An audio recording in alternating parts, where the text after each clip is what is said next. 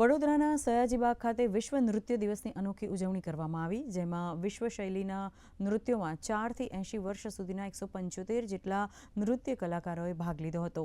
તો શહેરની નૃત્ય સંસ્થાઓના વિદ્યાર્થીઓ અને તેમના નૃત્ય ગુરુઓએ શાસ્ત્રીય નૃત્ય, લોક નૃત્ય તેમજ થીમેટિક ક્રિએટિવ નૃત્ય રજૂ કર્યા હતા.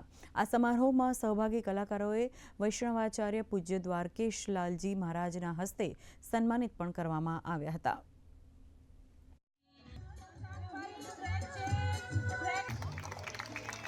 પ્રોફેસર ડૉક્ટર પારુલબેન વડોદરાના લગભગ 150 જેટલા કલાકારો જુદી જુદી નૃત્યોની પ્રસ્તુતિ કરી રહ્યા છે અને કેટલા પણ વિદ્યાર્થીઓ છે, કેટલા પ્રોફેશનલ આર્ટિસ્ટ છે, પણ બધાએ નૃત્યને સરખું ને સમાન ગણીને એક સ્ટેજ પર કરવાની તાકાત દાખવી છે, જે ખૂબ ખૂબ ખૂબ આનંદ ને ગૌરવની વાત છે. કલાને ક્યારેય વાડા નથી હોતા.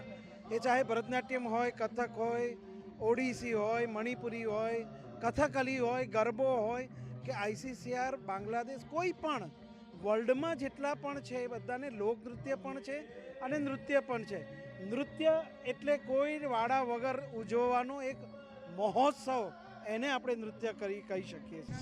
કૃષ્ણ મંદિર જગતગુરુમ આજના નૃત્ય દિવસના મંગલ દિને અંજરી મેમોરિયલ કમિટી દ્વારા અને ડૉક્ટર શ્રી પારુલ શાહ દ્વારા દિવ્ય આયોજન કરવામાં આવ્યું અને ખૂબ ખૂબ સુંદર રીતે એની રજૂઆત વડોદરાના અલગ અલગ 24 ગ્રુપો દ્વારા થઈ અને અલગ અલગ નૃત્ય શૈલીઓમાં જે ભવ્ય રજૂઆત થઈ છે તે વંદનીય છે, અભિનંદનીય છે.